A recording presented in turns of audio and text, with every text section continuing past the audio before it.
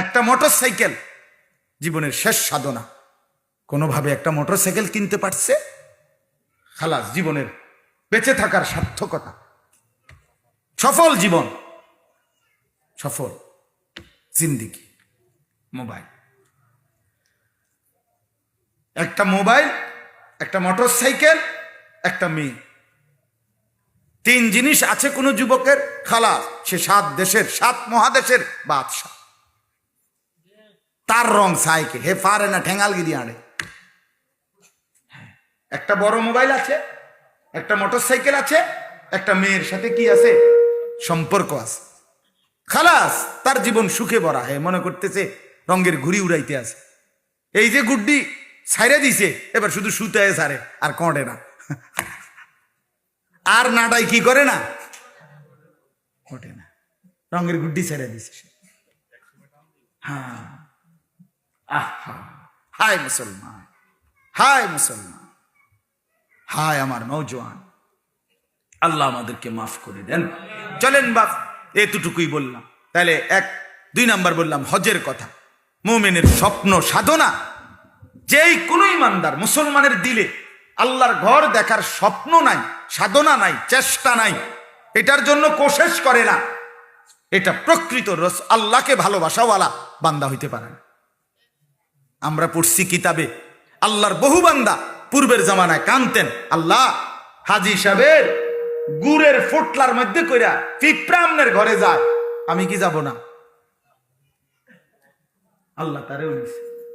আমি এইবারও দেখছি, এইবারও দেখছি যে পঙ্গু, ওই যে বেয়ারিং ওয়ালা, আগে যে কাঠ লাগাইয়া, যে বেয়ারিং লাগাইয়া বাচ্চারা টানতো, খেলতো, গাড়ি বানাইতো, যদি বুঝছেননি কথাটা, এরকম ছোট ছোট বেয়ারিং এর চাকা এটি দিয়ে টানে।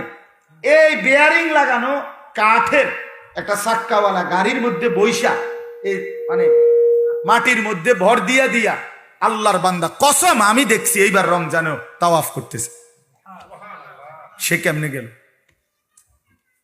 সে কেমনে গেল?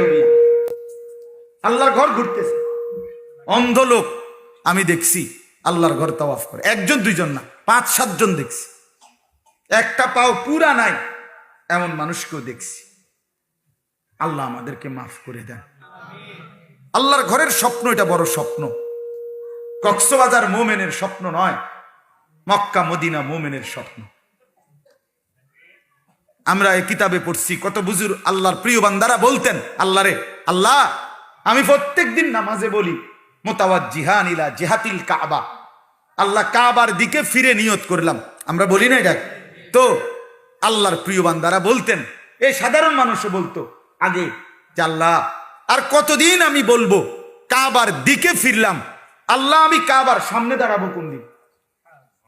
আমি কি জীবন ভর বলেই যাব কাবার দিকে ফিরলাম, আমি কি কাবার সামনে দাঁড়াবো না? আপনি আমারে নিতেন না? আচ্ছা, এমনি যদি বেড়াইয়া ধরে, মালিক সহ্য করে কেমনে? খুব আর ক্ষয় কিরিতে আমার, হ্যাঁ, আরে কি বান্দারে তুই কেমনে ফেঁস দিয়ে করবি? বেটা যা, আয়, তুইও আয়,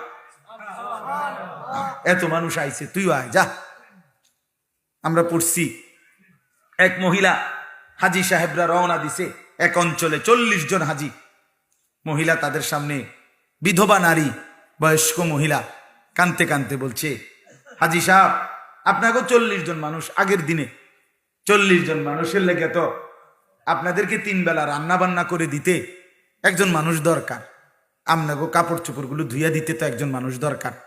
আমার এই নিয়তে যদি নেন যে আমি আপনার পুরা সফরের খাওয়া দাওয়া সব রান্দা দিমু, কাপড় চোপড়গুলো ধুইয়া দিমু, শুধু আমারে কদ্দুর আল্লাহর ঘর দেখাইবেন, এই নিয়তে আমারে নেন না।